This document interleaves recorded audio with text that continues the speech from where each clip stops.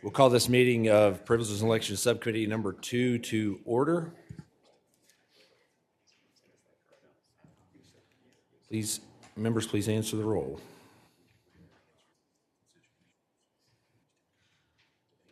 Clerk will close the roll. We have a quorum present. We will go straight into bills. The first one on the list, House Bill 1551, Delegate Helmer. Come on up. Good morning, Mr. Chair. Good morning, members of the subcommittee. As all of you know, on January 6, 2020, insurrectionists attacked the Capitol, many of them fueled by right-wing conspiracy theories that made them think it was okay to try to overturn an election. All that House Bill 1551 does is assure that dark money has light shed on it and that we don't bring that kind of electioneering and conspiracy theory mongering here to Virginia. It allows for free speech. It allows everybody to say what they'd like to say within the confines of our law, but it does ensure that the source of money is disclosed in light with everything else we do with elections and campaigns. Mr. Chair, I hope it's the pleasure of the subcommittee to report this bill forward, and happy to take any questions. All right. Any committee members have a question of Delegate Helmer right now? All right. Anyone in the room wish to speak in favor of the bill? Mr. Chairman, only one question on this. Delegate Bloxham. A bill similar to this last year, is there a considerable amount different, or is this the same? Mr. Chair, for all intents and purposes of the same bill, I think there's a couple of minor Okay. All right, thank you. All right. Anyone here in the room wish to speak in favor of the bill? Anyone here in opposition? I think we do have 4 individuals online who would like to speak, and I'll go on the list in the order in which I have you. Nancy Morgan. Thank you, Mr. Chair. My name is Nancy Morgan, member of Big Money Out, a nonpartisan group advocating for campaign finance reform. We support this bill that was crafted on drawing many of the provisions of the 2021 bicameral bipartisan meetings of the Subcommittee on Campaign Finance. It also draws on national best practices, which similar to legislation adopted and passed in Arizona, Alaska, and Rhode Island. Just to remind you, after Citizens United was passed in 2010, the justices on the Supreme Court voted 8-1 in favor of full disclosure. It's remarkable that Justice Scalia was quoted that requiring people to stand up in public for their public acts fosters a civic courage without which democracy is doomed. You might hear from dark money groups today that their speech needs to be private. They quote the 1958 NAACP Alabama case. However, this is 2021. So thanks for Dan Helmer for introducing this bill. We think that it protects legislators when they're running for office, and among voters, it builds confidence in government. It's a win-win for voters and legislations, and we hope that you pass this bill. Thank you very much, Mr. Chair. Thank you. Next on my list is Jessica Mott. Hi, my name is Jessica Mott from Arlington, Virginia. I'm a member of the executive committee of the grassroots group We of Action, and I support this bill. I know that in common with other voters, I don't like being poorly informed or manipulated. The Sunshine Bill will increase, or as I call it at least, will increase voter access to information on advertisements funded by independent expenditure by requiring disclosure of key funders within the advertisements themselves. This greater disclosure should help discourage the influence of dark money in Virginia's elections. I urge you to support this bill. Thank you. Bill Millhauser.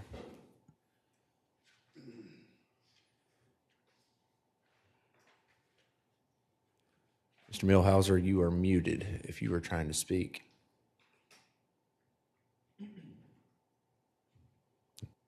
All right, we will move on to... I'm here now. All right, go ahead.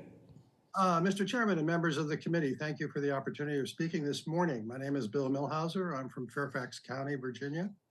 I support HB 1551, which requires independent expenditure ads that are not made in coordination with any or supporting any issue or candidate disclose the top 3 individual donors. I support this bill because I and many Virginians don't know who's really funding such independent expenditures.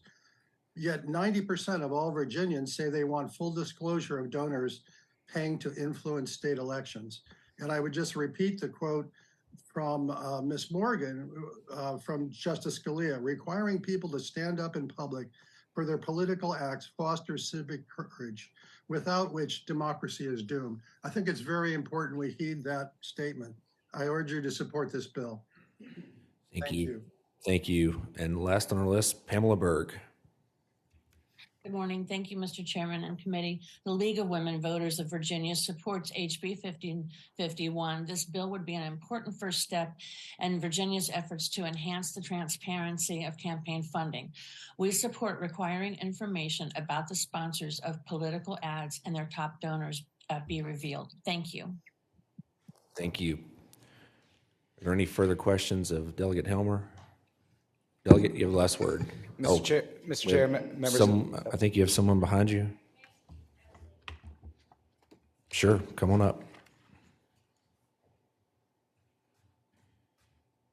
Thank you. I'm really sorry about being late, but thank you for giving me an opportunity to speak. I'm Lindsay Zaya. I'm with the Virginia Institute for Public Policy, and although we see the good intentions of this bill and the delegate, we're very concerned because this bill could open the door to doxing and really providing an opportunity for a lot of donors to be exposed and have their names on public documents, like even social media ads, from my understanding, and just ads all over the public that could potentially hurt people who are trying to donate to a good cause but just are fearful that their information could be out there. And from my understanding as well, a lot of these disclosures would already be available on independent expenditure reports.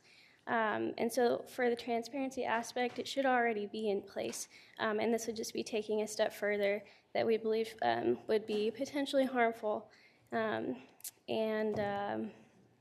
for these purposes, we oppose this bill. Thank you. All right, thank you. Delegate Waxman, you have a question of the patron? Yes, Mr. Chair, I do. When he started the presentation, there was some discussion about preventing January 6th from happening in Virginia, and I'm having a hard time figuring how that is relevant to the electioneering bill. Mr. Chair, I'd answer the delegate that protecting our freedoms includes ensuring we have transparency in who is funding communications directed at causing people to take action, including those related to elections. If we look at what happened in January 6th, many of the people who were involved in encouraging folks involved in illegal activity to besiege our Capitol and undermine our elections and undermine our freedom and the freedom to vote, were doing so under the cover of the need to not disclose, the ability to not disclose. We want to ensure we protect our democracy here in Virginia. I think we have an excellent opportunity to do this, and what this does is simply ensures that in a certain category of expenditures, independent expenditures that aren't coordinated with campaign, we are asking folks to do exactly what we ask them to do when they're operating in conjunction with a campaign. So I think this is a pro-democracy bill, it is a pro-voting bill, and if you believe in elections and democracy, I hope it's one that you'll support. Delegate Maldonado. Thank you, Mr. Chair. Speaking to the bill, and I would like to make a motion at the appropriate time.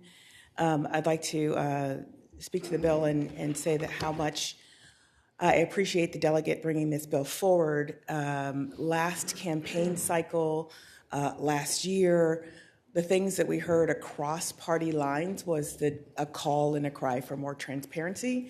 The transparency was with respect to funding. The transparency was with respect to communications. The transparency was with respect to what happened with the funding. So I thank the delegate for the good time and work put into this. And at the appropriate time, I'd like to make a motion.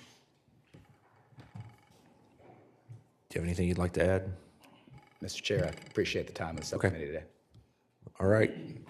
Committee operates by motion. Move to report. Substitute motion. Delegate Williams. Move to lay the bill on the table. Been a motion made, properly seconded to lay House Bill 1551 on the table. Members wishing to vote, vote on the voting board.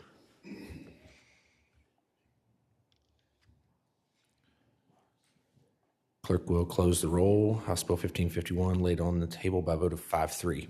Thank you, Mr. Chair. Thank you, members of the subcommittee. Thank you, Delegate Helmer. So I did not run this by the patrons ahead of time, so they may not be amenable. But I know that we have Delegate Simon and Delegate Cherry who have maybe not quite identical bills, but they're pretty close. Would you guys want to, you can go in whichever order you prefer. We can take testimony on the concept. People can speak to one or the other if they prefer. And then we can kind of figure out which vehicle, if any of those, that we want to try to use. It's however you all prefer. Again, I'm not trying to put you on the spot. No. We've talked about this, and he's a co-patron of my bill, so we're happy to Okay. do it this way, sir. Go ahead. All right, so we are going to, I guess, numerically, we will pull up House Bill 1552 right now. And so then when we take testimony, people can speak on 1552 and 1826, and then we can figure out where the subcommittee wants to go. Thank you, Mr. Chairman. That makes perfect sense to me, and I Okay. appreciate the opportunity. Sure. And Mr. Chairman, members of the committee, I've been working on this issue. I think it's my 10th session, probably the 8th or 9th time. And one of the things I've learned over my years here is if you want to have any chance of success at doing something like this, that has to do with campaign finance or campaign ethics, it's got to be both bipartisan and bicameral. And I want to thank Delegate Cherry for helping pick up the baton on this issue to try and carry it forward if it's to go there, and working also with the senators on the other side. Because again, if it's going to work, it's got to be something that's not a gotcha. It's not one political party trying to get anything over on the other. And Mr. Chairman, I'm going to take just a couple minutes. I know we've got a busy docket, but I feel like last year I maybe took some things for granted and didn't do enough discussion here, and we didn't have a whole lot of feedback, so I wasn't sure what exactly didn't like. So just a couple things that I want to highlight, and then I'll turn it over to Delegate Cherry. First, one of the big concerns over the years about this is how will we, is this line on what constitutes personal use going to be so fuzzy that people step over it without knowing it, without even seeing that it's there? And to try and address that issue, I think both bills have a process where the Board of Elections is going to be required to publish guidance in consultation with the Attorney General's office and publish examples of what constitutes personal use and what doesn't, and give you some real good illustrations. And the federal government already does this. The Federal Elections Commission, which has a ban on personal use, has a really comprehensive list. So almost any scenario you can think of, you search for it on their site, and they're going to give you a yes or a no, or a here's how to make it compliant if it's not. So we want to make sure that that's there and available for everybody before this bill becomes effective. Because again, we're not about setting a trap for the unwary. This isn't about setting up traps or giving political opponents opportunities to play games, which is one of the other big concerns that we've heard about this. And you have this ban, somebody's going to comb through your report, they're going to see a expenditure that looks, or it's hard to explain, and immediately go to filing a complaint. This is personal use, and this person's unethical, and they're violating it, and file a complaint, and then just put out a piece of mail that says, hey, they're under investigation, right, for a complaint. And wouldn't that be awful if that happened? And so the protection against that, there's a bunch of stuff that's built into the bill that stops that from happening. So the state board, so first of all, to issue a complaint, you've got to be a constituent or a donor, right? So it's not just anybody from anywhere that can file the complaint. So you have to have sort of a vested interest in the race. And then you've got to submit 3 pieces of evidence, and a sworn statement about why it is you think it is. You got to submit that to the state board, and the state board is going to review that. And if the complaint doesn't meet the standards, it doesn't include all the required information, and doesn't rise to the level of unauthorized use, it's going to be dismissed summarily, right? There'll be no investigation. There'll be no accusation. There's no need to go be dragged before a board to defend yourself. So frivolous complaints are going to be dealt with that way, and we've tried to work it out so that we can weed those out and not create opportunities for people to play games with the statute. So those are the big differences, again, between what we've seen in years past and what this does. This is I mean, 48, I think, or 49 other states have already figured out a way to prohibit the personal use of campaign funds on what we're trying to do. I think none of us think it's okay, hopefully, to take money right out of our campaign till and use it for ourselves and spend it on ourselves. It's supposed to be used to advance your campaign, to help get you elected, or to help get other people elected. So with that, Mr. Chairman, I will turn it over to Delegate Cherry for the rest of the presentation. He obviously hit on the biggest parts of the bill, and I do think it's important that we send this message to the people that are donating to our campaigns, that we take it very seriously, that the money is for our campaigns and not for ourselves.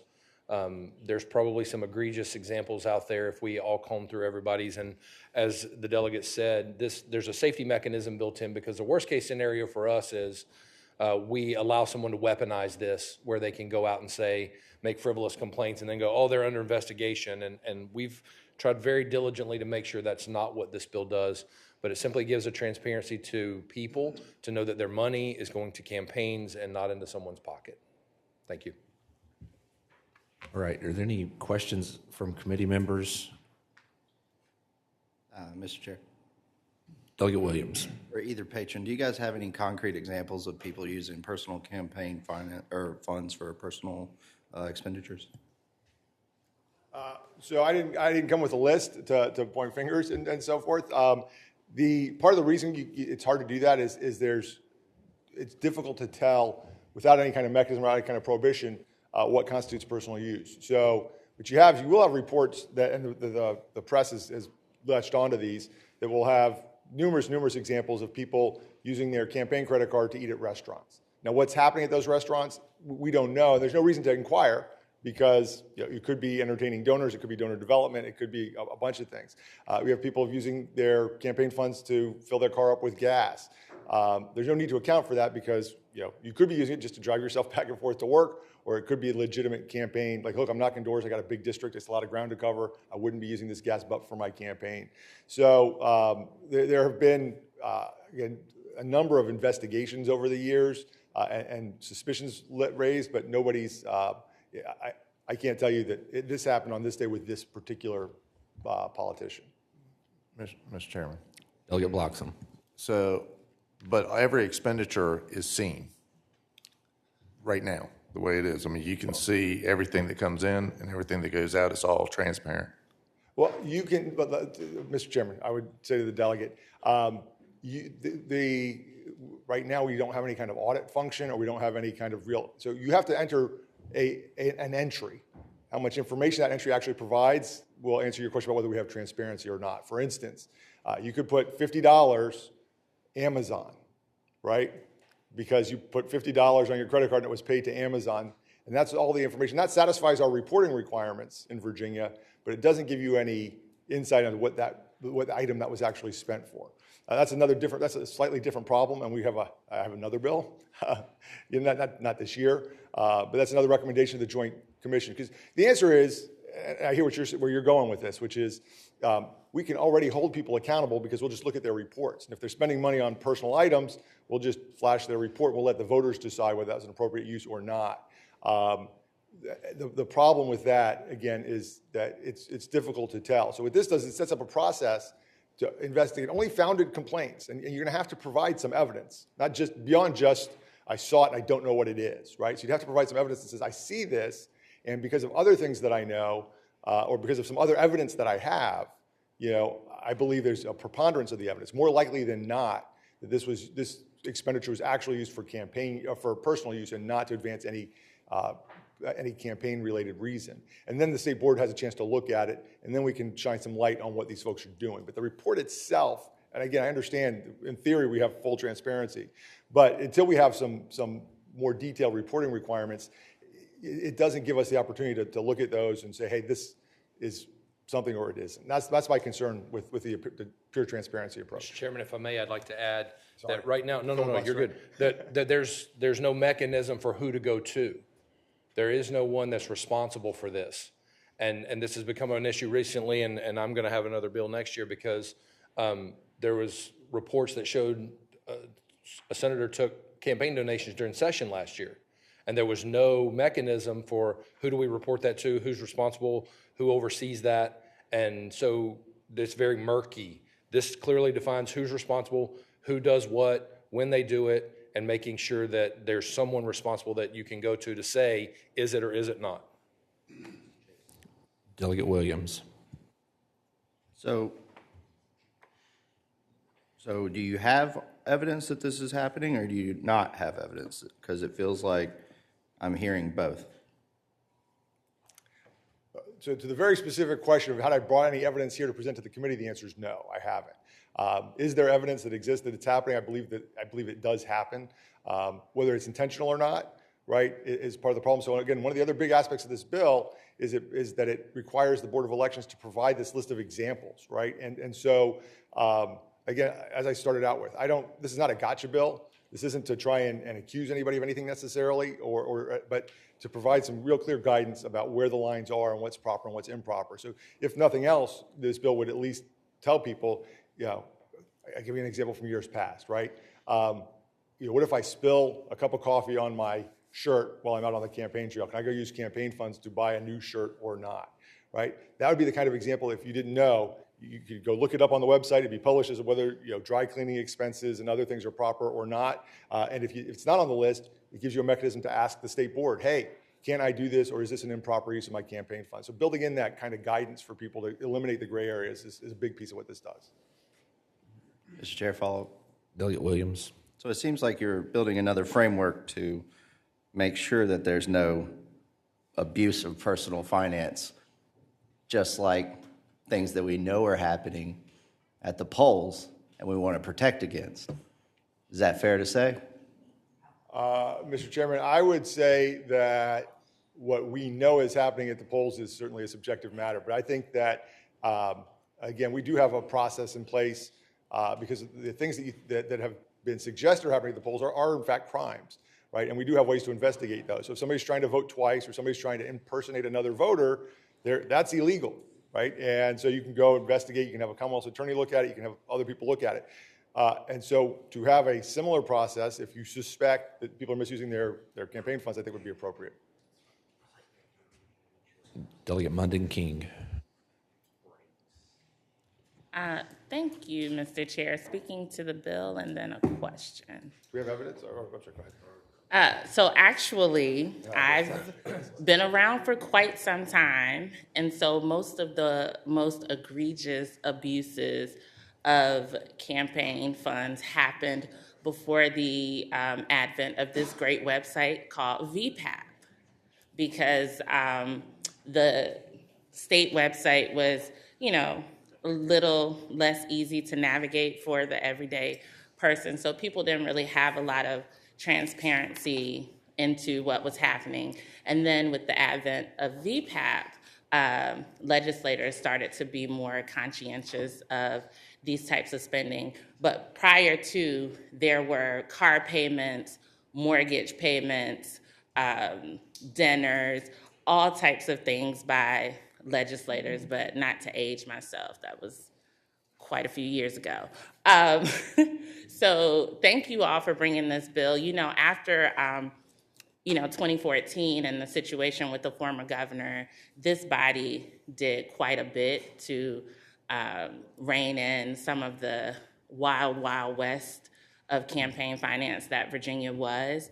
And so I think this is a critical next step for our voters and for our community to have trust in what it is we're doing. So thank you all for bringing this forward. And I mean, a bipartisan issue, if we could all find a way to work together, we would be so much better off.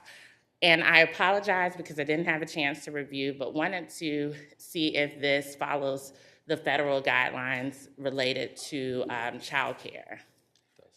Yeah, but Mr. Chair, it does. Specifically, explicitly calls out child care expenses as a result of your campaign. So it would follow the federal rule on that. Thank you, Mr. Chair.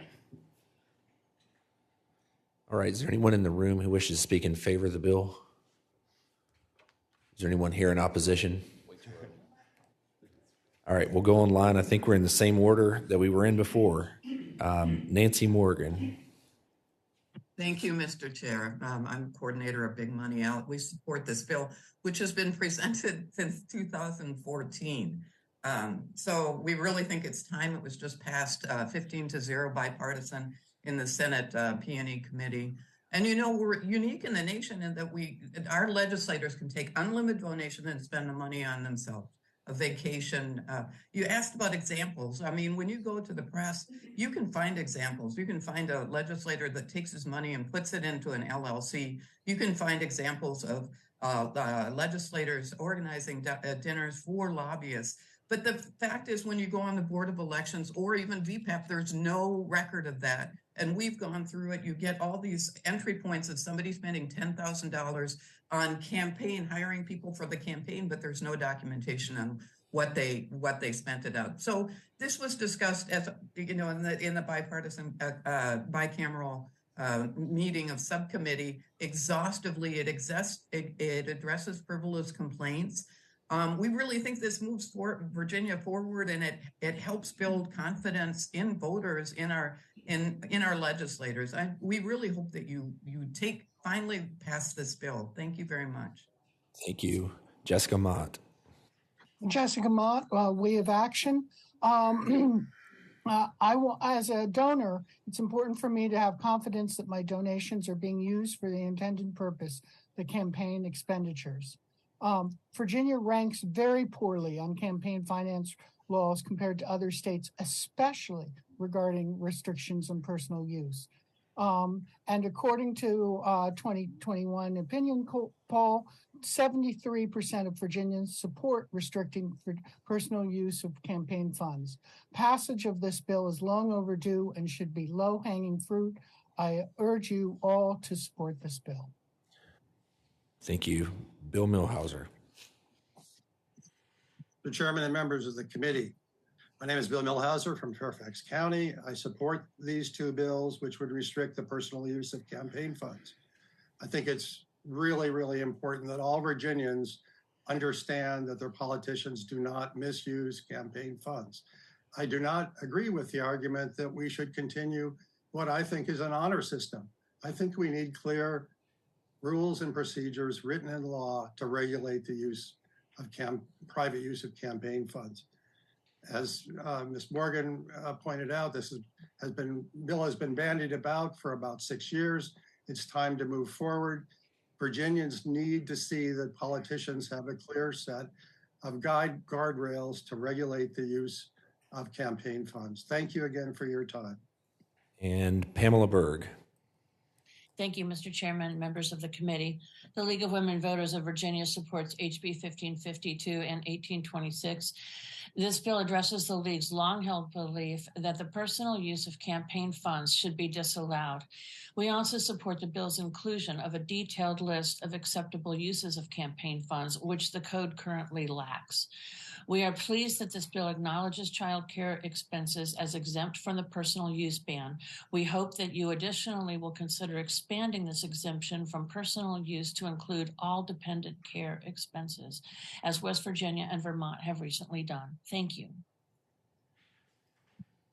All right, thank you. I think that's everyone on our list. Final word. Mr. Chairman, as far as what you guys are going to do with the bills, I've already signed on as a chief co-patron to Delegate Cherry's bill. So understanding the politics around here, if we need to have it bicameral and bipartisan, if mine needs to lay on the table to get his forward, then I would be okay with that. If it's a matter of killing both of them, I would have a different opinion. So for what it's worth. I understand. All right. You've heard the bill and testimony, and the subcommittee operates by motion. Mr. Chair. Delegate Williams. It's my understanding the bills are already in block. Is that right? They are not, but I would think like to we move them to be. So I think we heard them in block. Technically, you can move them in block one way or the other, or we can move them separately one way or the other. Well, Mr. Chair, I would like to move them in a block and make a motion for that block later. Okay, so we'll put House Bill 1552 and 1826 in a block. Mr. Chairman, Delegate Sickles. move to report the bills in a block. Mr. Chair, substitute motion. Delegate Williams. Mr. Chair, I would suggest that donors need to not donate to the people they don't trust. And I'd also suggest they don't vote for them, and therefore I'd move to lay this on the table.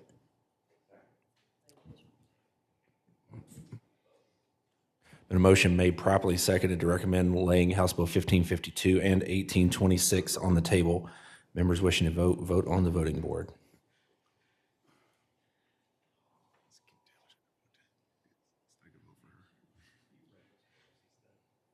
Clerk will close the roll. Those two bills are laid on the table by a vote of 5-3. Thank you, Mr. Chairman, members of the committee. I know it's an early day and a long day for you guys, so thank you for your time and attention. Thank you both. All right, House Bill 1648, Delegate Anderson, come on up. Hey, good morning. Simple bill. Foreign corporations shouldn't be donating to Virginia politicians. It just restricts and prohibits foreign influence corporations from making political contributions to all of us. I yield for any questions. All right, are there any questions to the delegate? Mr. Chair. Delegate Williams? This one is tough for me because I don't know exactly how we can determine all the time foreign influence corporations. Can you talk to me a little bit about that? Sure. So, Delegate Williams, we tried to define at line 20 what a foreign influence corporation is, and it defines three different types of entities. Somebody that owns or holds a beneficial. Well, I don't need to read it to you, but it's defined right there in the three categories. But essentially, if it's a corporation that is not a U.S. corporation, or an owner has at least 1% controlling interest in that corporation, they can't make contributions to Virginia donors. And then there's for corporations that are making contributions to Virginia candidates, they have to certify that they're not foreign corporations within 7 days. And I think that's where we get the compliance from the corporations. Look, we have all kinds of bills before the General Assembly this year. We don't want China buying our land. And it's the same philosophy. We shouldn't have foreign corporations meddling in Virginia elections. It's no different than them buying our land. Delegate Maldonado? Okay. Delegate Taylor? Was this brought forth by any incident or urgent concern, something recent? No, I mean, there's no, anybody who knows me knows that I have a lot of heartburn with Citizens United to begin with. Corporations having free speech is kind of a weird thing for me to begin with. But if we're going to let corporations have free speech, fine. But we don't need to give that same right to a Chinese corporation or a corporation that may be in a country that's hostile to the United States. I don't know about you, but when in the congressional elections, I got so much mail in my mailbox from fake entities. Who knows where those things are coming from? If they're all Americans kicking into it, that's one thing. But if it's Iran or China or Korea, North Korea, I wouldn't want that. And I would hope none of you would either.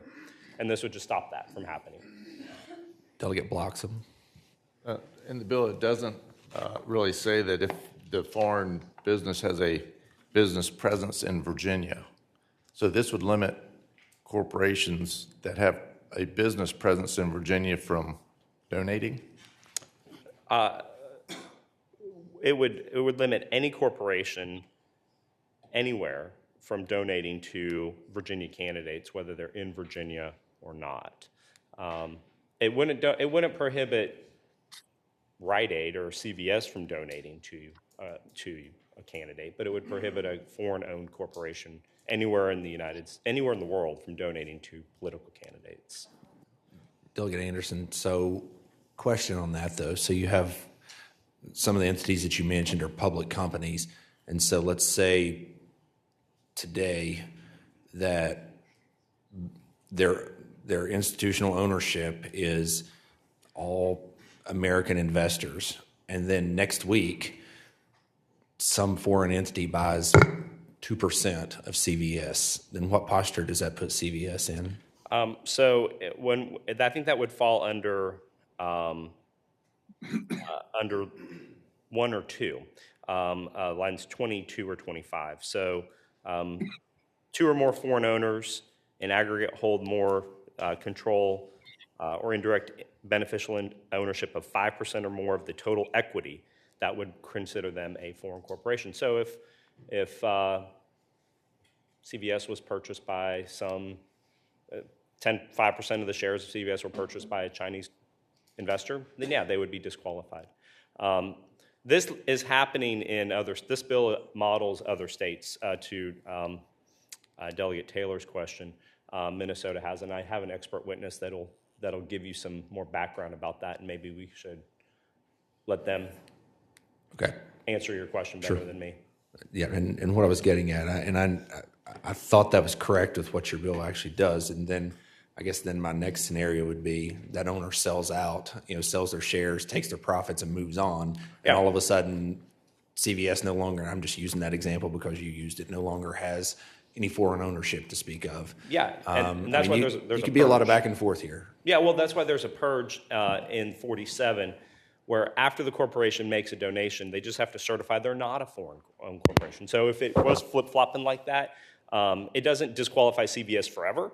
It would, and keep not picking on CVS, it wouldn't disqualify the company forever. Yeah. It would just allow them to certify that at the moment they made the contribution, they didn't have more than 5% ownership by Okay, foreign sure. investors. All right. Delegate Waxman. Thank you, Mr. Chair. I've had a question for a patron, maybe a little bit more of a real-life scenario. With redistricting, of course, we're running in districts that are new to us in some parts, and we may not know everything about those businesses. One of the sections that's new to me with the redistricting is Isle of Wight, where they've got a huge employer, Smithfield Foods.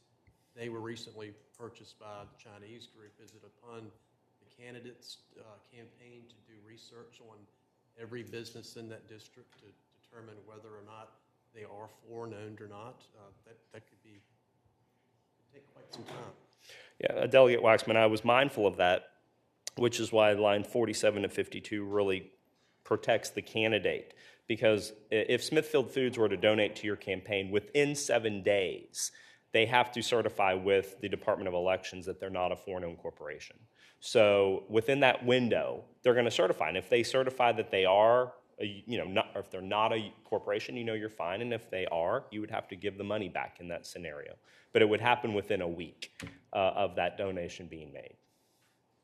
You would have to do nothing other than follow up with the Department of Elections to see what the certification was. Delegate Williams. And if they're lying, that wouldn't fall on the candidate. Yes, question for the patron and Delegate Anderson.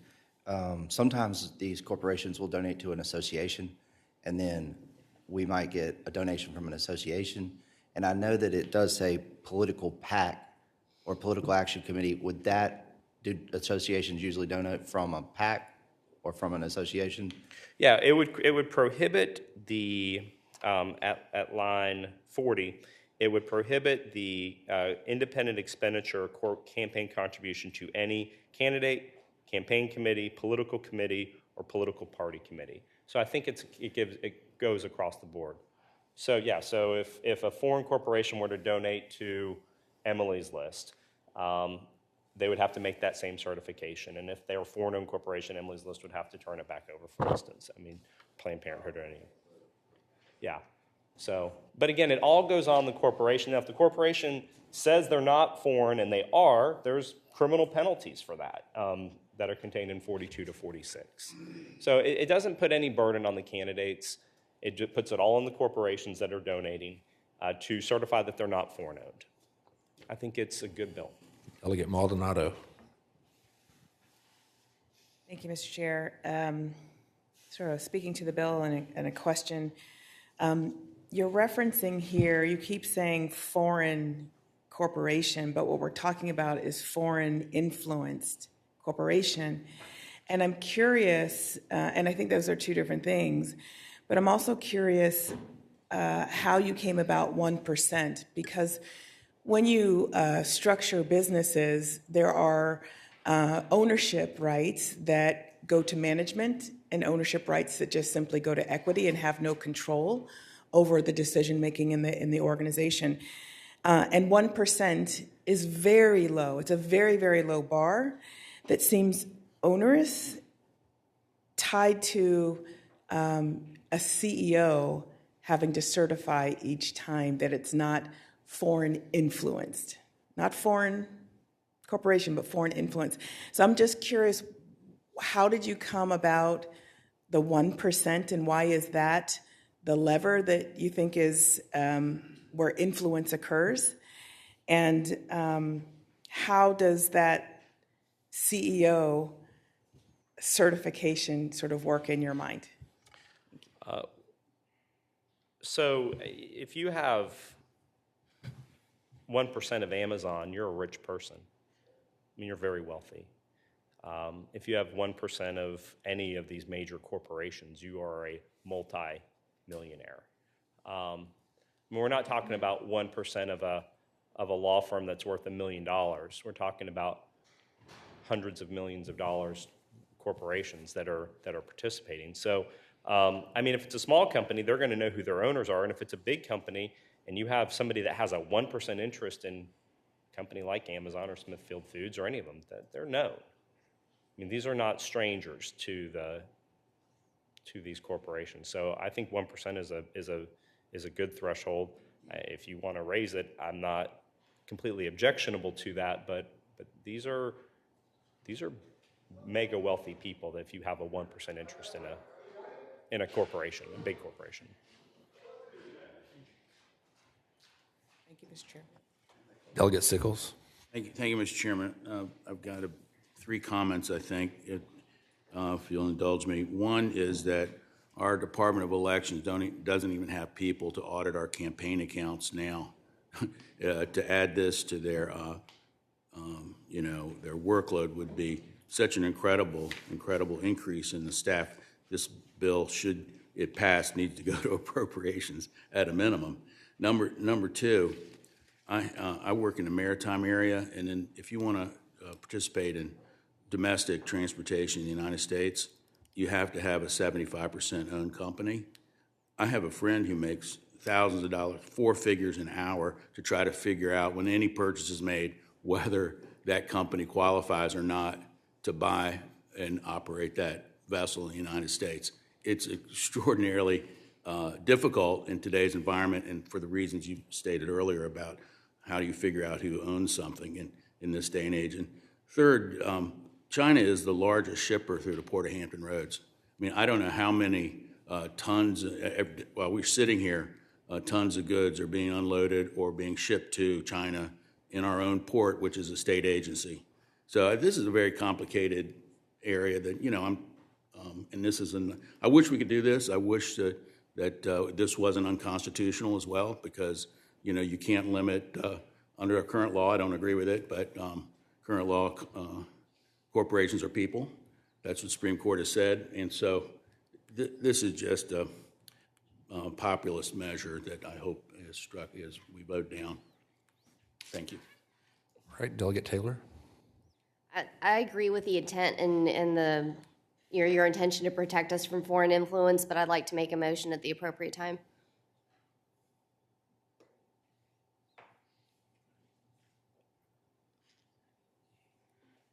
All right. I think we've asked a lot of questions of Delegate Anderson, but do we have anyone here in the room who wishes to speak in favor of this bill?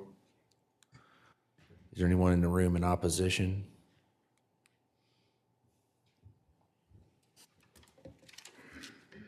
Good morning, Mr. Chair, members of the committee. Chrissy Noonan with Reed Smith on behalf of the Chamber.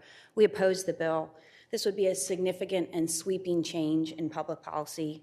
It is burdensome in its application and its requirements for compliance. And it's hard to imagine a Virginia business that would not be impacted by this legislation, by the legislation's intended scope, by the prohibitions, and the reporting requirements, which would require any corporation CEO, not just one that's foreign influenced, but any corporation, any CEO to affirm under penalty of perjury that they are not foreign influenced. And foreign influence does not mean foreign government owned. If you look at line 34 of the bill, foreign owner includes a foreign investor, which includes an individual who is not a citizen of the United States. So one single person who is not a citizen of the United States who owns a minimum or at least 1% of any corporation would designate that corporation as foreign influenced and would prohibit the corporation from being able to donate in the Commonwealth. And for these reasons, we respectfully request that you oppose the bill. Thank you. Thank you. I think we have the same sign-up list online as well. So we'll start with Nancy Morgan. Thank you, Mr. Chair. I think it's surprising for all of us that 40% of our stocks are owned by foreign companies or foreign entities, and all those stocks are going into our companies. And I don't think that anybody in this room can agree that it's okay to let foreign money coming through corporations used to influence our election.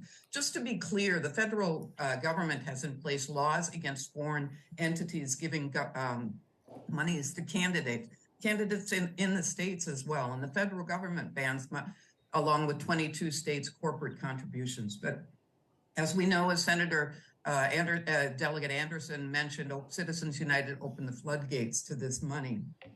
Virginia, by passing this bill, would be joining many jurisdictions that already have this in place. And they manage it. It's not so complicated. Companies know who their stockholders are. They have to do is the CEO knows who owns the stock, who their shareholders are, and all they do is simply submit a statement saying it's not foreign influenced. And as to the 1%, this is a normal. When you look at other jurisdictions, including Minnesota, which is reviewing right now, New York has looked at it. California has these laws in place. This is being implemented, and it doesn't affect the candidates. It's not burdensome for the Department of Elections because basically they have to show the evidence themselves. So we really think this is an important issue in terms of accountability. It's manageable, and we hope that the delegates in this room don't think that it's too onerous because other jurisdictions are already doing it. So why shouldn't Virginia? So we really hope that you pass this bill. Thanks. All right, Jessica Mott. Hi, Jessica Mott, WUFA. Any appearance of legislators having conflict of interest due to contributions from foreign influence corporations is very troubling. This bill would prevent this appearance, and it sets clear standards and for defining what constitutes foreign influence and establishes accountability through reporting requirements and sanctions. It follows precedents set in 7 states, with 10 more states considering similar legislation. It would stem one particularly egregious form of dark money. I urge you to support this bill. All right, Bill Millhauser. Mr. Chairman and members of the committee, I'll keep my remarks very brief. I support the comments of the 2 previous speakers. I'm very concerned about the influence of foreign money, either through independent expenditures or through corporations in our election process. Thank you for the opportunity to comment. Thank you. And Pamela Berg. Thank you, Mr. Chairman, members of the committee. The League supports HB 1648. We believe Virginia's protections against foreign influence in our elections should be broadened as provided in this bill. Thank you very much. Thank you. All right. Are there any further questions of Delegate Anderson? Delegate, last word. Mr. Chair, if I could ask. Delegate Williams. Mr. Anderson, Delegate Anderson, I'm sorry. Even if this bill doesn't go forward, would there be any other work group or study or policy committee or any of those things that could look at this that you know of or would suggest? Yeah, sure. Send it to the study that didn't meet at all last past year. Oh, they didn't meet at all? They didn't meet at all? They didn't meet one time. We have a group here that didn't meet one time. So sure, send it there. And I'm sure it'll meet a great debate. I didn't know that. I'm not being sarcastic. No, I didn't know that. I'm sorry to hear that. All right. Last word, Delegate Anderson. Just to Delegate Sickles' point, 2 things. One, there's no fiscal impact. There'd be no burden on the Department of Elections would just be taking the forms and filing them. They're not auditing them. And that's it. Okay. There's no enforcement. There's no enforcement unless it's proven, if somehow it's proven to be untrue, and then it would go, like you said, to the Commonwealth Attorney's Office in an early. Delegate Sickles.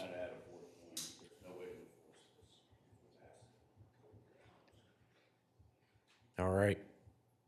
You've heard the bill, and the committee operates by motion. Mr. Chair, I would move to pass by indefinitely and be speaking to the motion. Delegate Williams. That's what I would do. I moved to pass by indefinitely and speak to the motion briefly. Yeah. Okay.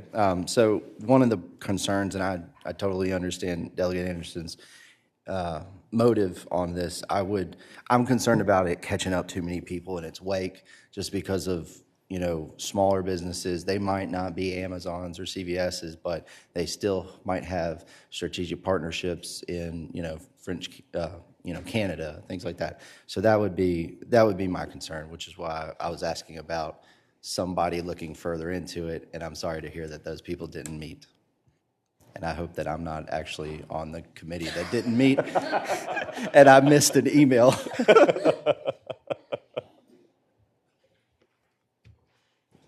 So your motion is to pass by the 1648 indefinitely? All right, been motion made, properly seconded, to pass by House Bill 1648 indefinitely. Members wishing to vote, vote on the voting board. Have a good day. Clerk will close the roll. House Bill 1648 passed by a vote of 8-0. House Bill 1862, Delegate Sullivan, come on up. Good morning, Mr. Chair, members of the committee. By my count, I am the fifth delegate in front of you to tell you that his or her bill is really simple. But mine really is, despite its length. I'll explain that in just a moment. The bill, Mr. Chairman, is inspired by something called the Uniform Faithful Presidential Electors Act. And just a little bit of background, I'm sure most of you know this, there is a nationwide commission of, I'll call them eminent lawyers, called the National Conference of Uniform Law Commissioners. Virginia, each state sends a delegation. Virginia is well represented by a number of spectacular lawyers. Tom Edmonds, who used to run the Virginia Bar Association, Chris Nolans with McGuire Woods, DLS's own amigo Wade is on the commission. And someone I think you all probably know, Lane Needler, who's sitting behind me here, has been walking these halls for, is it 50 years, Lane? Something like that? 45 years. So the commission gets together, and as its name implies, they develop proposed uniform laws in areas that the 50 states, in their view, sort of ought to be simpatico. The most famous one is the Uniform Commercial Code, so that commerce is treated the same way across state lines. There's the Uniform Probate Act, again, for wills, so that all states treat them the same way. The Foreign Deposition Act. So some time ago, and I want to tell you this frankly has very little to do with the 2020 election or anything else recent. In 2010, as a matter of fact, the commission created the Uniform Faithful Presidential Electors Act. And you might ask why. The issue of whether electors, and we all know that on election day when you're voting for president and vice president, you're actually voting for electors, Virginia's electors, to vote in the Electoral College. There have been examples, frankly, throughout our history. The ones that sort of are most famous in 1968, there were some electors who sort of openly talked about not voting the way they had been obligated to vote. In 1976, Senator Dole acknowledged that the party had looked at, had the election been closer, had looked at trying to peel off some electors. And it's sort of an open secret that parties at least talk about, well, what if it's a close election? Maybe we can get some electors to vote the other way. So as far back as 2010, this commission developed the Uniform Faithful Presidential Electors Act. I will tell you that our bill, frankly, isn't a word-for-word use of that act, because what we found as we started to read through how Virginia treats appointing or electing and organizing its electors is that Virginia, thankfully, already had in place a lot of the provisions that the Uniform Act already had. And one of the reasons that the bill appears complicated and appears long, and it has a lot of italicized words that go on, is that what most of the bill is about is reorganizing the code and taking election provisions that are in different places in the code and putting them all in Title 24, a new proposed 24.2. And I want to thank Mr. Braun, who did yeoman's work doing that. And if the panel has any questions about exactly sort of what was there before and what was there and what's new, I'm sure he'll help me answer those questions. But the reason the bill is so simple is, despite its length, the only actual operative change that this proposed bill does appears at lines 136 through 139. It is one sentence. And all it does is say that any elector who refuses to present a ballot or presents an unmarked ballot or presents a ballot marked in violation of the elector's oath, signed and notarized, shall be deemed to vacate the office. So when an elector, this is already the law in Virginia, although it appears, if you want to see it on the very first page at lines 25 through 27, an elector becomes elector, he or she takes an oath I'm going to vote for Susie Johnson, which is what Virginia's electorate directs. Current law in Virginia, despite that oath, has no mechanism for what happens if that elector later changes his or her mind and votes for John Smith. All this bill does is create a situation where if that elector does vote inaccurately or refuses to vote for that matter, they are automatically vacating the seat. It's an instant resignation, and there's already a provision in place for how that person would be replaced. I can tell you that this is not unusual. 30 states have done this on this road to sort of unifying this around the country. Some states have provided actually a civil penalty if an elector, they call them faithless electors. I don't really like the term very much, but some states provide a penalty. Some people, a fine. A couple states actually have a criminal penalty. That's not what this does. There's no penalty. It's just that the person is instantly removed and replaced with someone who will vote as directed by the people of Virginia. Just in closing, Mr. Chairman, I will acknowledge that, thankfully at least, this is a rare and perhaps even unlikely scenario, but the consequences are dramatic. When this has happened in the past, the elections weren't particularly close. We all know that elections can be close. We've experienced, think 2000, right? We've experienced real close electoral elections. So the potential for harm to the democracy potentially caused by these faithless electors is enormous. And it could be decisive in an election. So all this will do is help continue to make this consistent among the states and foreclose any attempt for any individual to try to change a decisive election, or for that matter, any organized party to try to change the outcome of a close election. It's a simple bill. The reality is, again, just to emphasize that point, if you want to see what it actually does other than reorganizing the code, look for, it's literally a 4-line bill starting at the end of line 136. Thank you, Mr. Chair.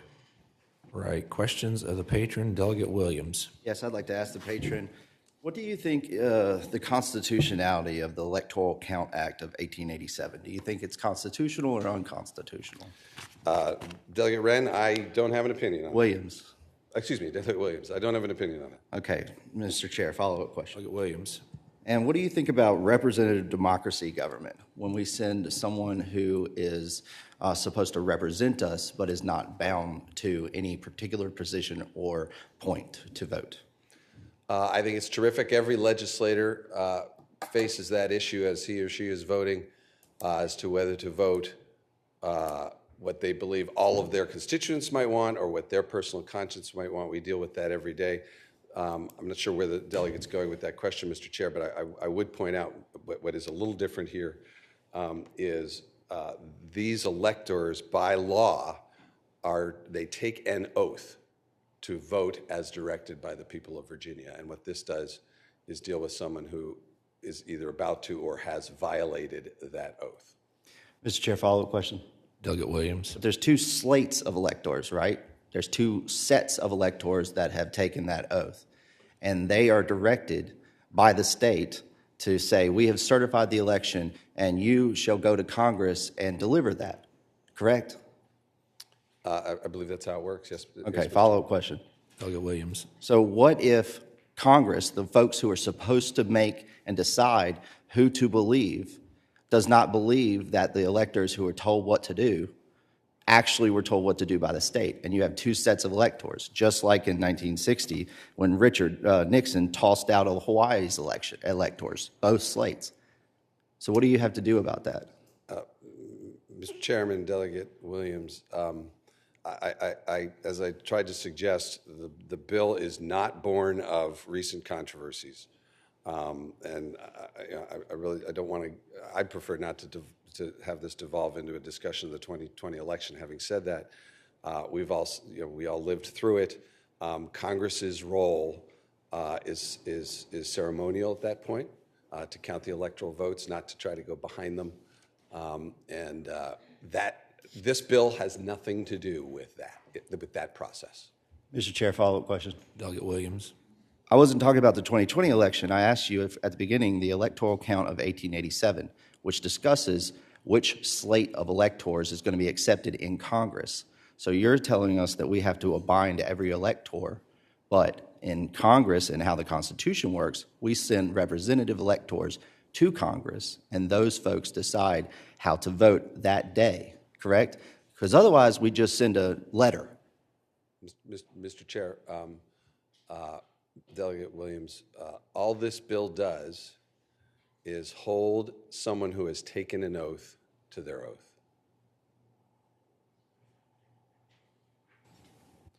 All right, any further questions of Delegate Sullivan at this juncture? All right, anyone in the room wish to speak in favor of the bill? I think Mr. Needler would Sure. like to speak. Thank you, Mr. Chair. Yep, come on up.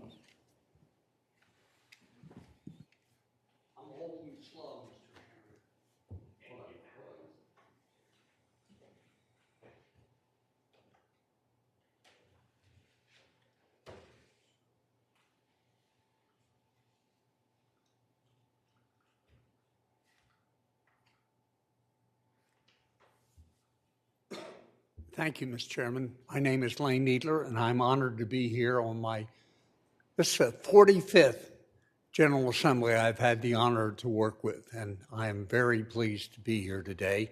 I'm here on behalf of the Uniform Law Commission. I'm apparently one of those lawyers that referred to, and I just want to say we fully support the bill, and it does, as he said, just two things. It takes existing portions of the code that are in different parts of the code, puts them in one place.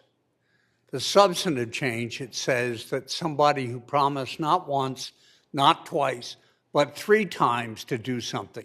They told their party when they were selected they would do it and vote for the candidates of that party or group of electors if it's not a party. Then the law itself has required for some time, this is not new, required for some time that they vote the way that their party or group of electors who selected them said. And then third, they take an oath. It seems to me we in Virginia who tout all sorts of honesty ought to say somebody who breaks not 1, but 2, but 3 promises ought to be replaced by somebody who will take the oath and uphold it. Thank you, Mr. Chairman. Yes, sir, thank you. Anyone else in favor? Anyone here in opposition? Don't see any questions in the queue. Delegate Sullivan, you like the last word? I think I've said my piece, Mr. Chair. Thank you very much for the opportunity. All right. You've heard the bill, and the committee operates by motion. Mr. Chair, I move to pass by indefinitely.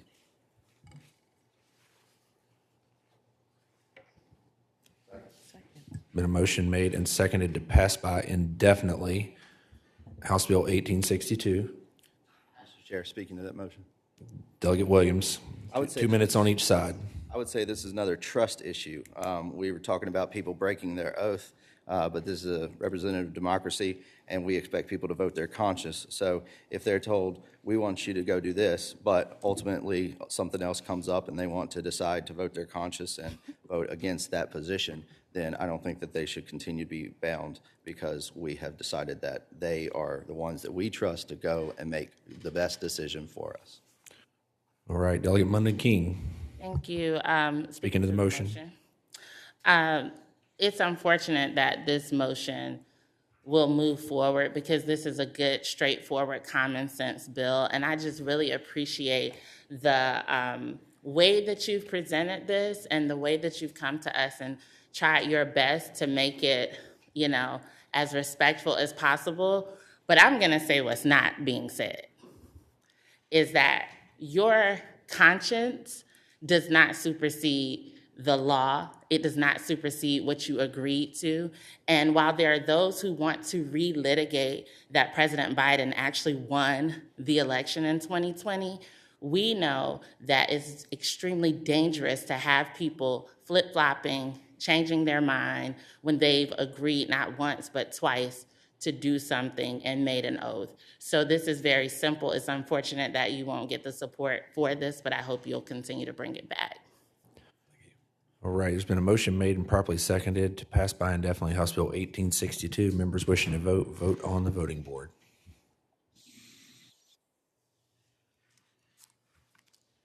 Clerk will close the roll. House Bill 1862 passed by a vote of 5-3. Thank you, Mr. Thank you, Chairman. Delegate Sullivan.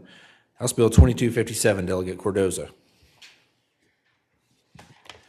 Thank you, Mr. Chair. I have an amendment, and I would ask for that to be moved. Let's get the, is it amendment or a substitute? Amendment. Okay, there's an amendment. Let's report, you want to report the amendment and then you can hear it and then we can adopt it.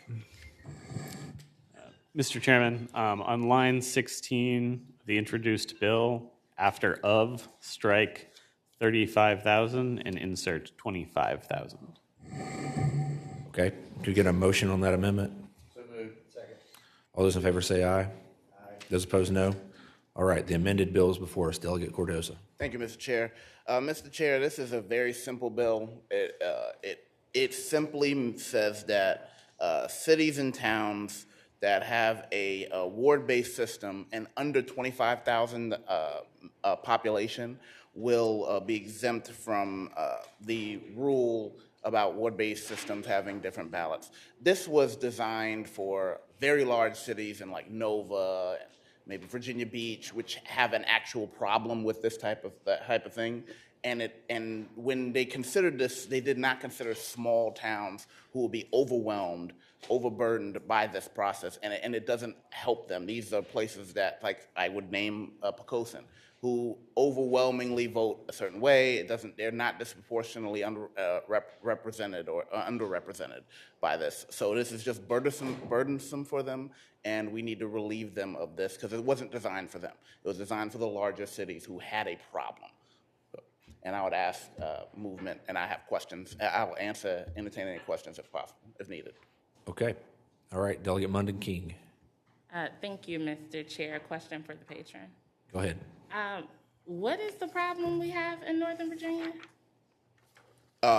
This bill was designed to target larger cities that had ward-based systems, but still had at-large candidates. And this is a problem for representation in larger cities because they weren't getting a representation they needed because they had a lot of wards, but then at-large representatives that basically covered large sections that needed to be ward.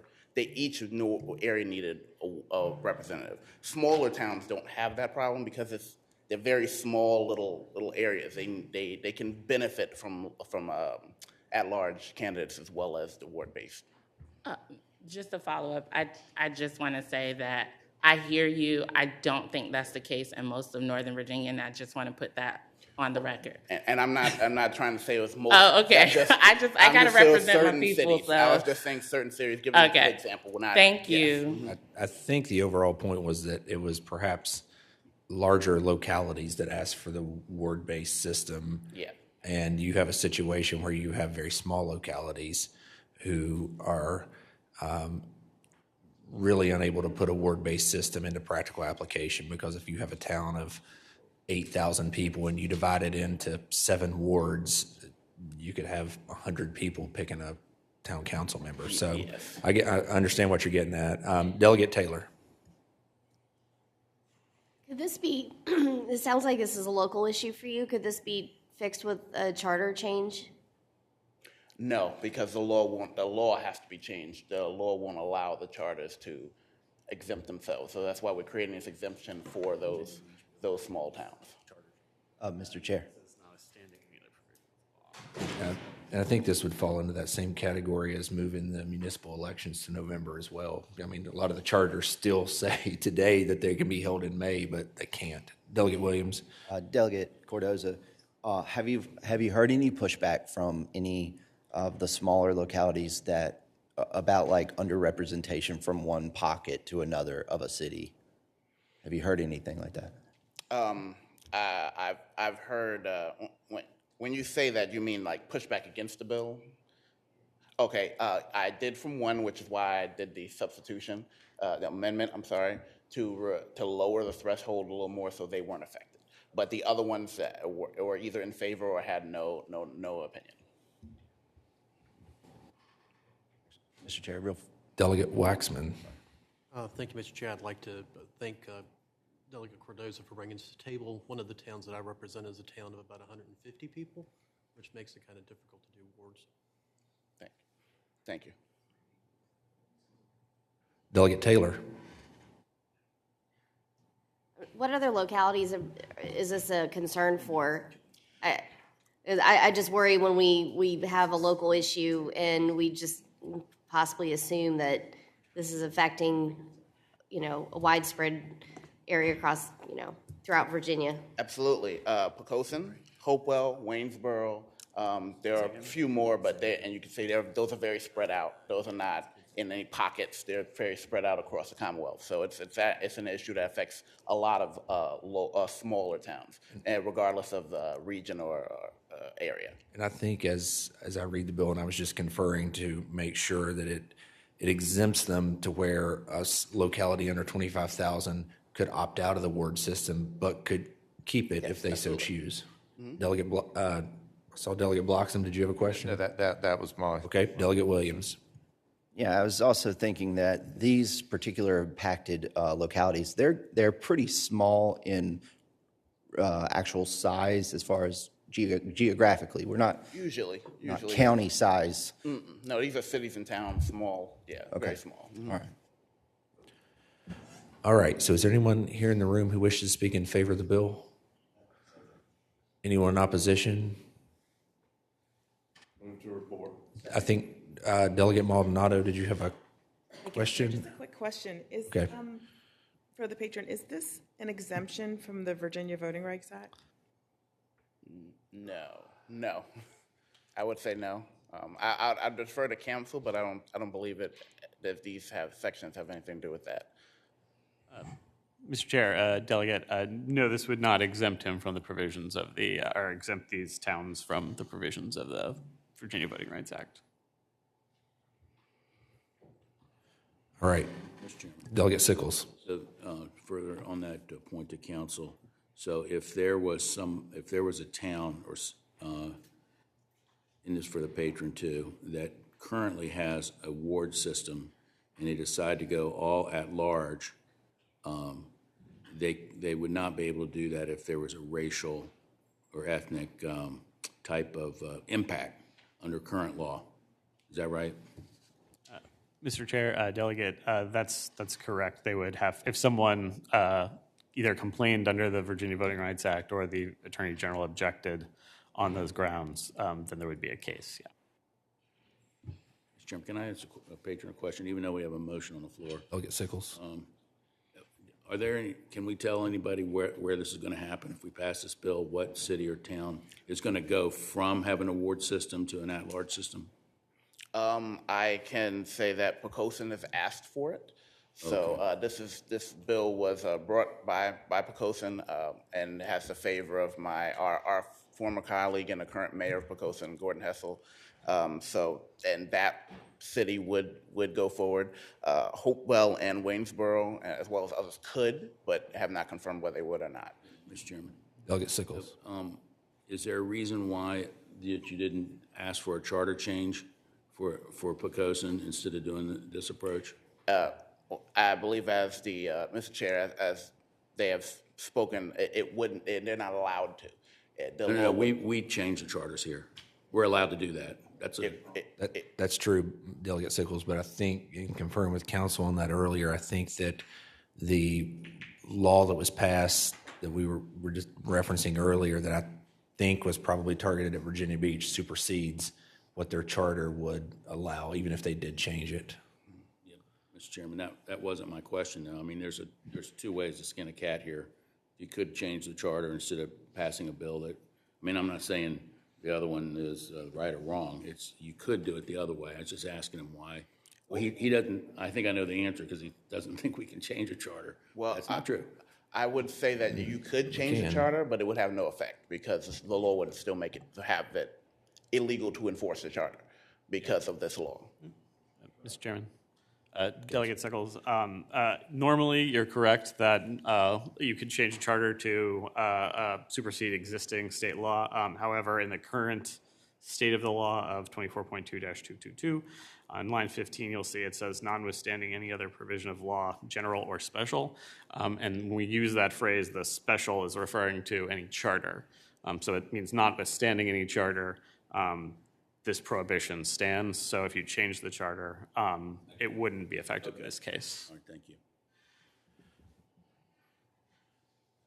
All right, there's been a motion made and properly seconded to recommend for reporting House Bill 2257. Members wishing to vote, vote on the voting board.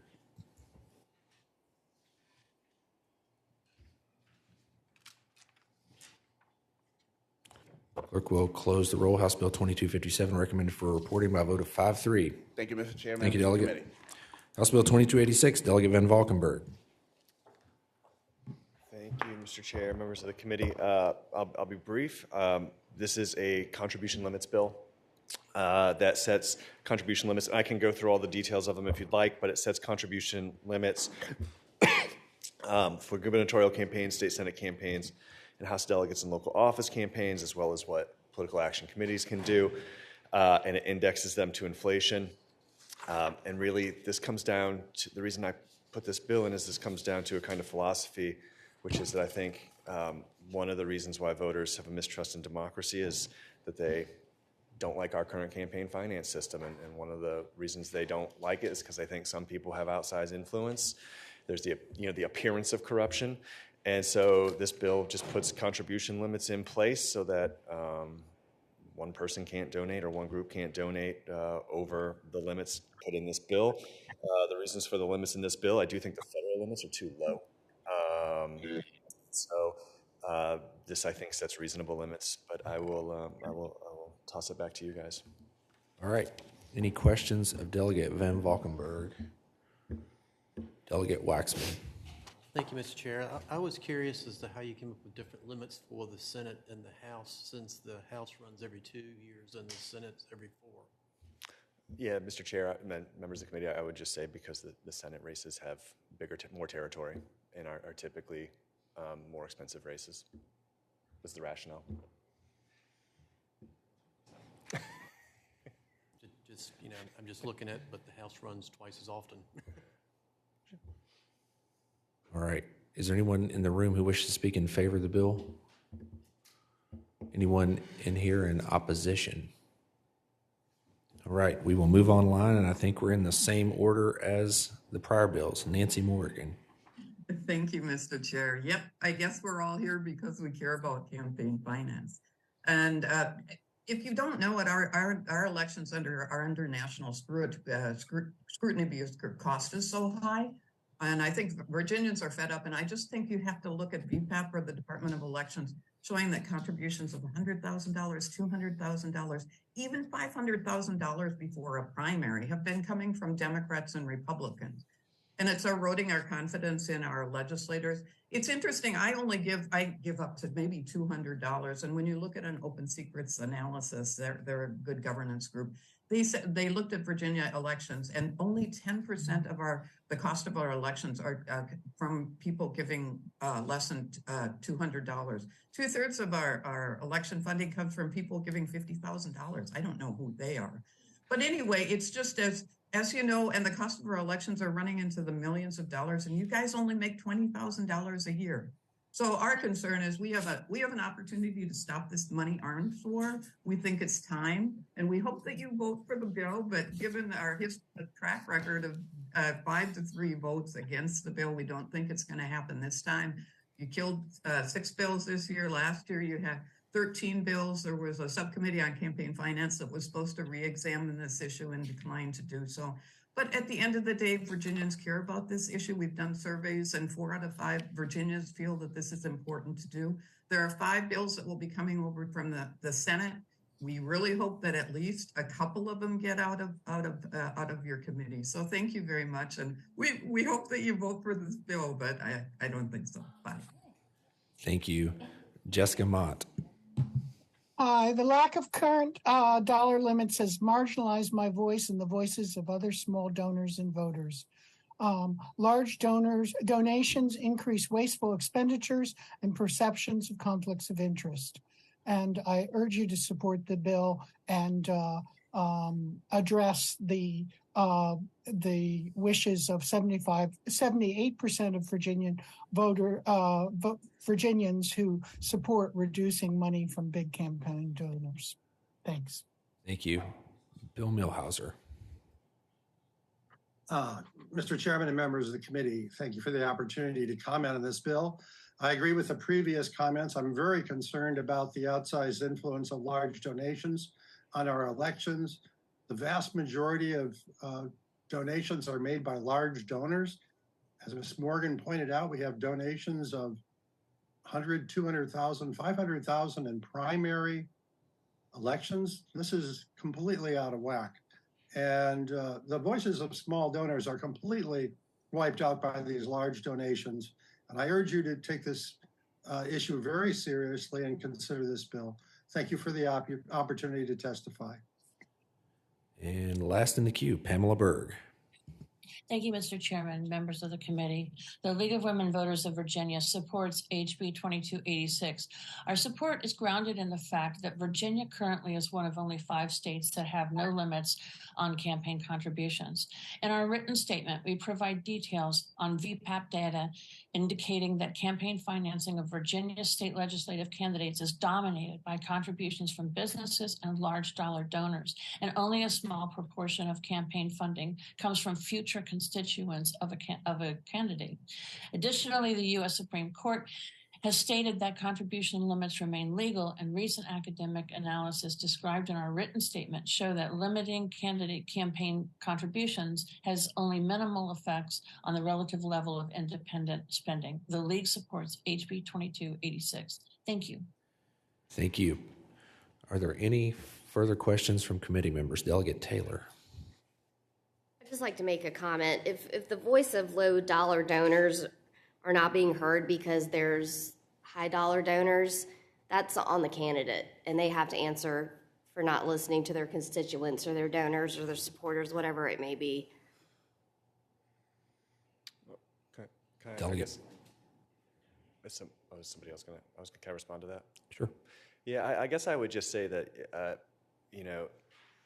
that would suggest that every politician would have to tilt at windmills if they wanted to try to win elections, but they couldn't get you do have to have money to run a race, and you do have to play within the system that exists in order to achieve the goals that you want to achieve, right? Which is getting elected, but hopefully then you're getting elected in order to institute policies that you achieve, right? And you have to work within that system. And I think when you're looking at things like campaign finance, systems matter, right? And systems matter for people's voices who can run for office and all those things. And so I guess I would just respond and say, I think at the end of the day, structures matter, right? Rules matter. One of the reasons why I think the General Assembly works more effectively than Congress is we have better rules, right? And those rules facilitate bipartisanship where possible, facilitates making progress on things like budgets that they can up there, right?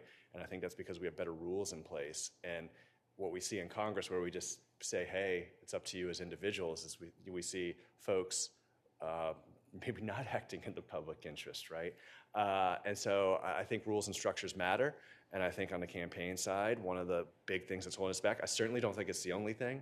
I also am a big believer in ranked choice voting, which I know is not going to go anywhere, but I think also facilitates better processes.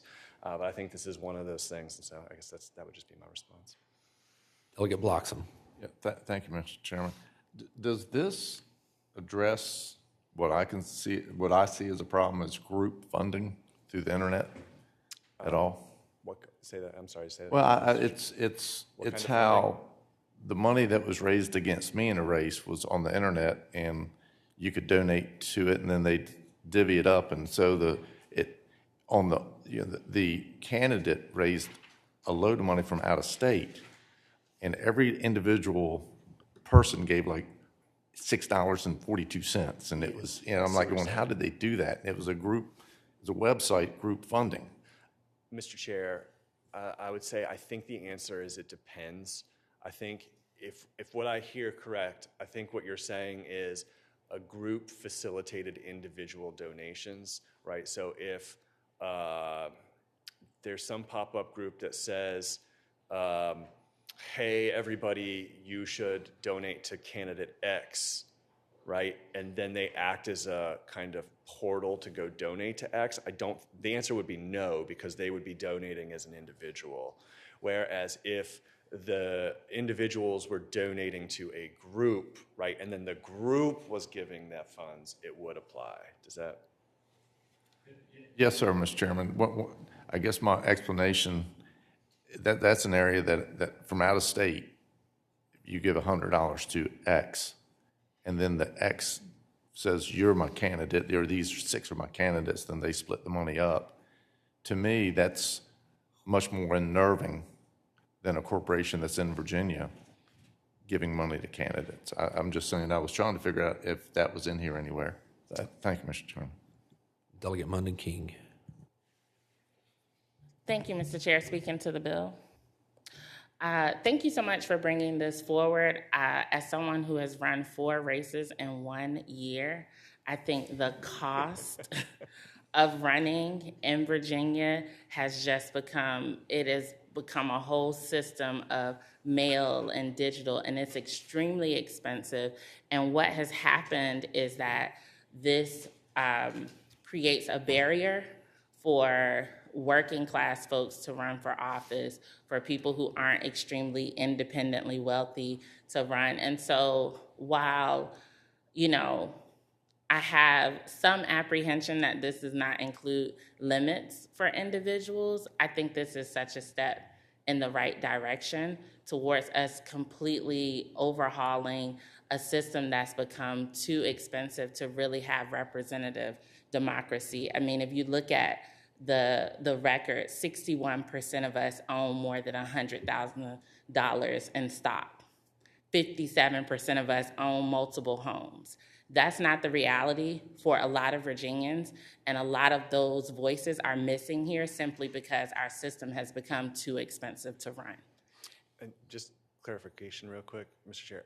It does limit how much individuals can give to you. I think, do you mean how much an individual can spend on their own race? Yes. Yeah, and that's a Supreme Court problem. Yes. Thank you. All right. Any further questions? Anything you'd like to add, Delegate? No, I think it's all been said. All right. Committee operates by motion. And a motion. Delegate Taylor. Second. Motion made, properly seconded to lay House Bill 2286 on the table. Members wishing to vote on the voting board.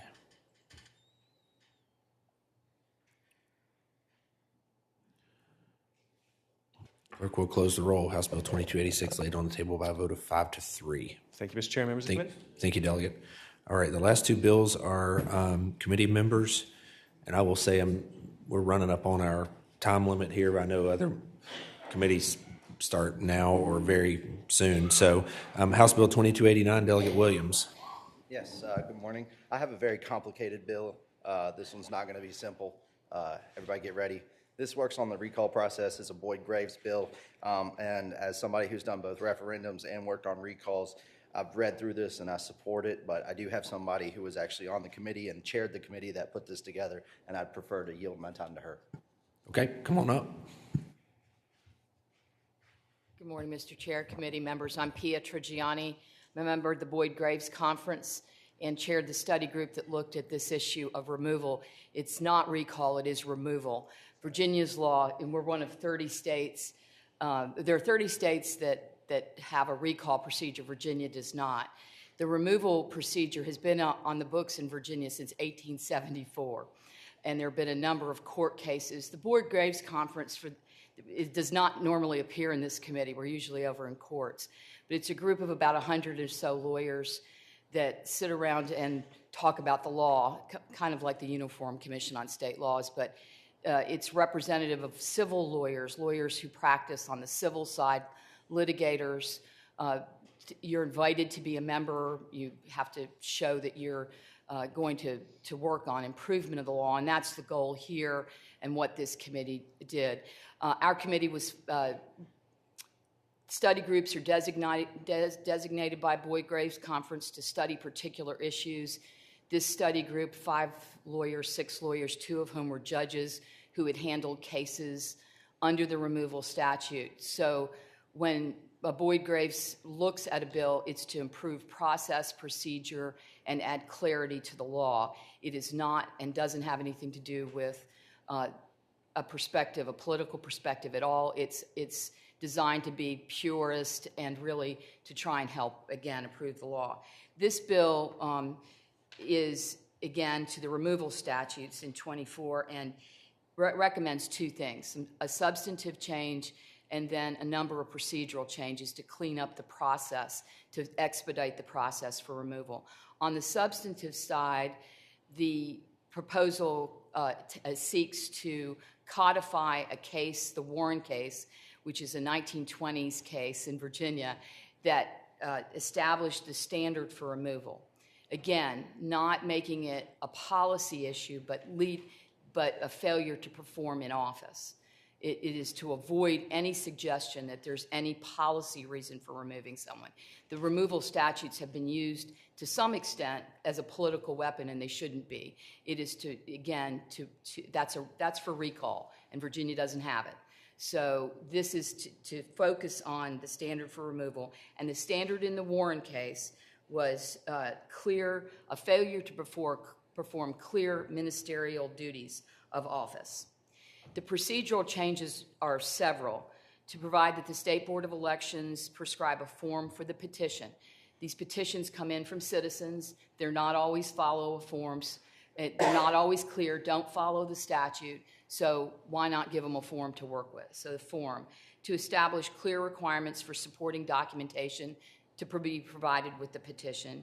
To define the duties of the registrar in reviewing and processing the petition. There's a lot of litigation over the issue of whether or not the petition was properly presented and whether all that was needed to support the petition was provided. To clarify the role and duties of the Commonwealth's attorney. These cases are brought by the Commonwealth's attorneys because they go before the court to decide whether someone should be removed from office. And I will tell you, it's very challenging to get Commonwealth's attorneys to participate in the process, so adding clarity to their duties is very important. The bill also clarifies that the circuit court cannot dismiss a petition solely for an error or omission in the form of the petition if that is not material and can be corrected. It codifies the ruling in another Virginia Supreme Court case to clarify that an official is removable only on clear and convincing evidence. So that's a higher standard for removal, not the lowest standard, but the highest standard under the law. And to automatically suspend an officer who pleads guilty or nolo contendere to a felony or is found guilty of a felony. There was a case in Norfolk several years ago, more recently, dealing with the treasurer that involved a question about removal, and there was a criminal violation. So this clarifies and makes clear that if you're convicted of a criminal crime or you plead nolo contendere, you would be removed. I would just, again, I'm glad to answer any questions. This is not my practice area. Delegate Sickles can tell you I'm a condo lawyer. So I don't do this all the time, but I can tell you that in working on this process from the lawyers who did have a lot of experience in this area, they had litigated the cases, they knew what the issues were, and the changes are simple and elegant and I think effective. Thank you. Thank you, Delegate. Thank you. And if I could retake my time in a second. One of the things I didn't know what the word ministerial meant in this context. So the height of its use was in the 1830s, and it means an act performed in prescribed manner and in obedience to a legal authority without regards to one's judgment or discretion. So I thought that was good that we're not holding office holders accountable for exercise of judgment or discretion. It's only when there's clear abuse, neglect of or incompetence in those specifically stated duties of that office. I'll second that there's been issues with petitions, especially whether or not signatures have to be notarized, or whether or not all the signatures on one page can be notarized. There's been issues with the forms being wrong. I like that the registrar is able to recommend these are the changes where they are not completely proper before you put it in front of the circuit court. There is the Commonwealth's attorney is the one who is actually making the decision that this can go forward. There's a provision that says if the Commonwealth's attorney is the one that is being questioned, then a special prosecutor would be the one that would handle it. I will note for the elected officials in the room that this does not include legislators, judges, or members of the executive branch, because as pointed out, this has to be a constitutional change. And then finally, I felt like it was the material adverse effect upon the conduct of the office. That would be important because it actually has to impact not just, oh, you forgot to do this. It actually has to have that good cause shown. I would also state that this does not come from me in any particular reason or background. I'm supportive of the Boyd Grades Initiative, and this is not targeted or directed to anybody in particular. All right. Are there any questions from committee members? Delegate Maldonado. Thank you, Mr. Chair. Question for the patron. Two questions, actually. I appreciate what is the intention of this bill, and I think all the bills we've heard today have some really great elements of them. For this one, two things. One thing I'm noticing, lines 92 to 95 give really broad discretion to the Commonwealth attorneys. And I'm just wondering if in that subsection, if we need to have a reference to limit those powers so that it is clear, like the other provisions that specifically reference 24.2-233, so those powers are not so broad and unbounded. And I can pause there, and maybe that's for the attorney. Well, if I may. So you said lines 92 through 95, is that correct? Yes. Okay, section C. So as I understand it, it would just be the citizens petitioning would hand it to the Commonwealth's attorney. And I said it was much like a magistrate determining if there's a prima facie case to go forward. As my expert witness said, the Commonwealth's attorney is the one that actually has to prosecute the case. So it feels like you're presenting the case to the Commonwealth, and if they feel like it's good enough, then they can move forward. I was a little bit concerned about giving everybody, like one person, all the decision-making power, and there being no sort of appeal process. But this has been shot by a lot of lawyers that are smarter than me, so I'm presenting it, but I certainly understand that concern. And if that is something that even can be shopped more, I'm open to it. Yeah.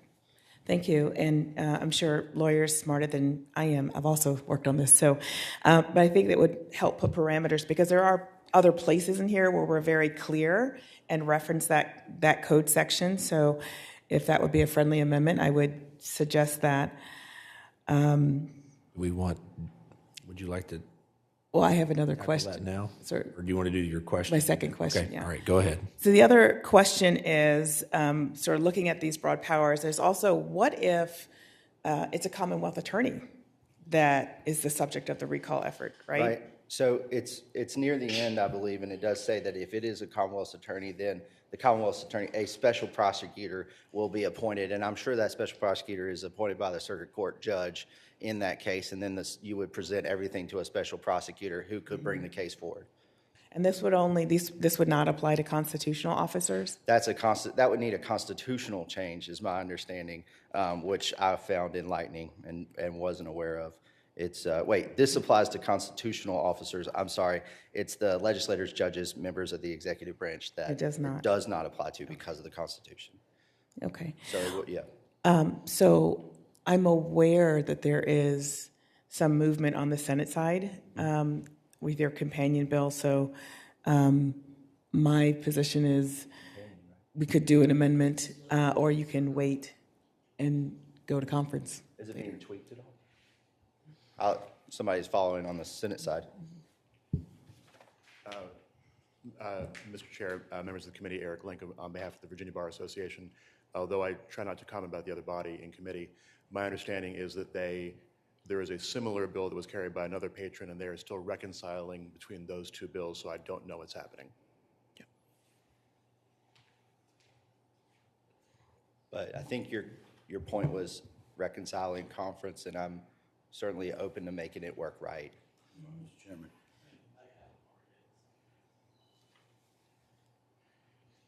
So, okay, so I think the amendments that the Senate have they actually adopted those? Mr. Chairman, yeah, the Senate has adopted 2 amendments to this bill in committee and then reported that to the floor of the Senate. Do they specifically address the issue that Delegate Maldonado raised? Mr. Chair, that's correct. Okay. I don't. I mean, I'd love to see the amendments, but I'm open to friendly amendments that fix some of those issues for sure.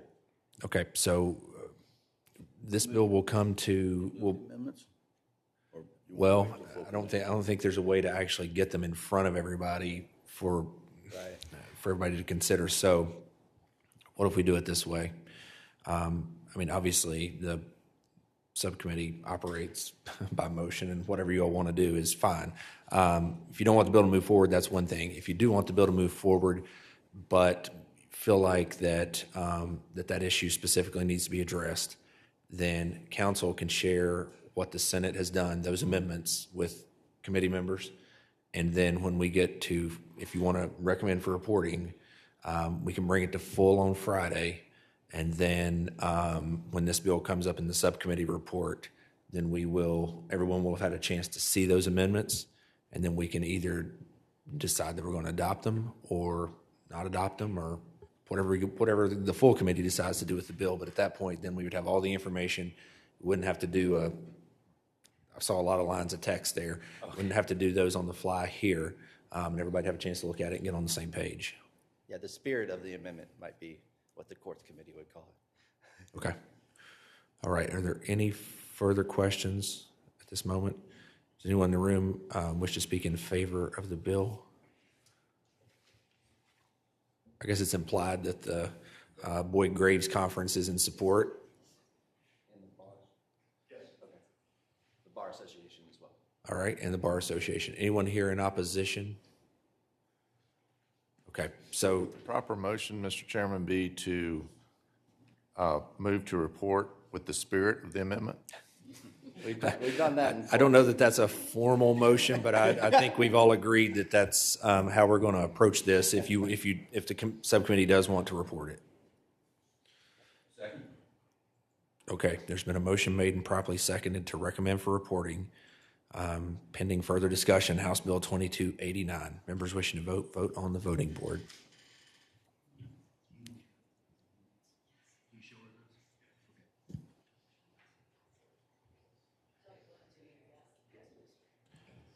All right, House Bill, clerk will close the roll. House Bill 2289 is recommended for reporting by a vote of 7-0 with 1 abstention. All right, the last bill on our docket, House Bill 2443, Delegate Bloxham. Thank you, Mr. Chairman. Can I present from here? You can. All right, this bill came to me from our local last election. In the past, we have always used in local town elections the next man up, and I say that meaning a lot of write-in votes are done. These towns are down to about 200 people, so it's more like probably some of your high school classes were bigger than some of these town elections. So what happens is you don't have enough people to fill the town offices. You have a lot of write-in votes. And what has happened in the past, you call up John and say, John, you won, you're the mayor. And John says, not on your life. I'm not doing it. So what we've done in the past, historically, is always said, okay, John didn't win. Mary, you're the second person up, so now do you want to be mayor? And they're like, okay, I'll do it.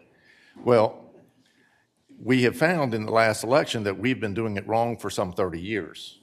And the way that it is supposed to do by law, and Susan can correct me, that office, if I say I'm not going to do it, I vacate it. And that would in turn mean you'd have to run another town election.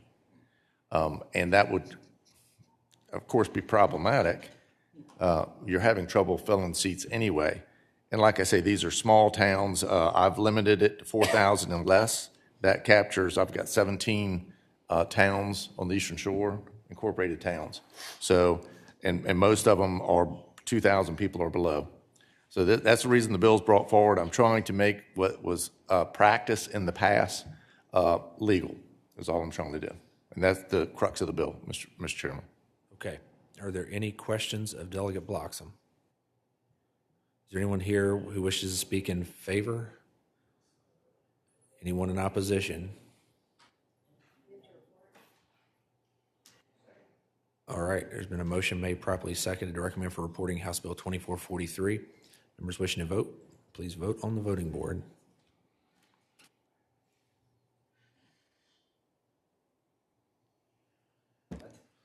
Clerk will close the roll. House Bill 2443 recommended for reporting 8-0. I think that is the last bill on the docket. So being no further business, committee will rise.